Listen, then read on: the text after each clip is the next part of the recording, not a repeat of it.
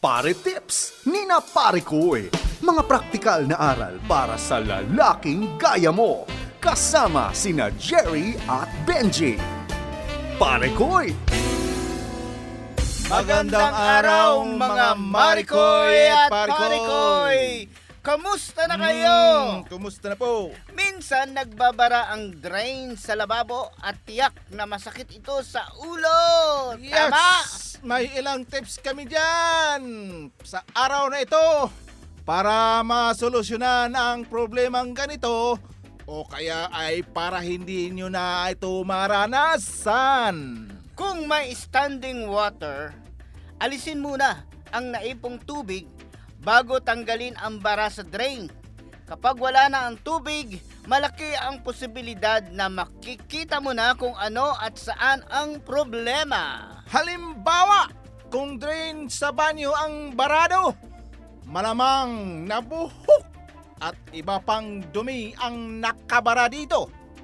Tanggalin ang lahat ng kayang tanggaling dumi at pagkatapos ay bababaran ito ng sukang puti upang tuluyang luminis. Kung walang magagamit na stopper, kailangan mo ng isang bagay na pwedeng panungkit upang maalis ang bara gaya ng crochet hook o wire coat hanger.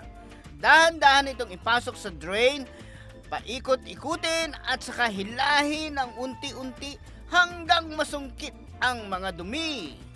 Dagdag na tip lang, mangyaring lagyan ng tape ang dulo ng gagamiting panungkit upang sakaling dumulas ay hindi ito maiwan sa drain. Kapag naalis mo na ang mga bara sa ibabaw, saka pa lang gumamit ng plunger upang matanggal naman ang iba pang mga clog down the line. Tama! Pagkaraan, mainit na tubig ang gagamiting pang-flush sa drain upang matiyak na wala ang tira-tirang bara. Samantala, kung hindi pa naman talagang baradong-barado ang drain, ngunit napunan mo ng matagal bago mawala ang tubig, ganito lang ang quick fix diyan. Mag-init ng tubig. Buhusan ng isang tasang baking soda ang drain at sundan ng isang tasa ng sukang puti. Mapupuna na lilikha ng bula ang dalawang ito. Kapag tumigil na sa pagbula ang suka at baking soda, ibuhos na ang mainit na tubig sa drain.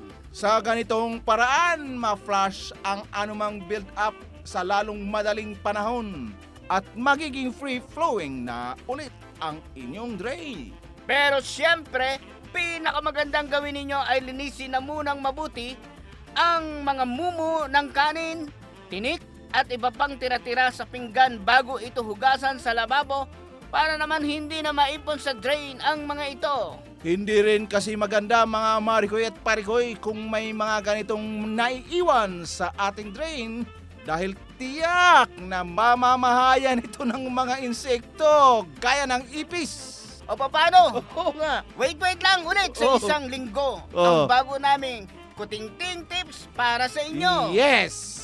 Kami ang inyong mga kapartners sa pagbutingting at pagkutingting. Yes, pare ko Jerry. Parikoy, Benji. Paalam. Muli.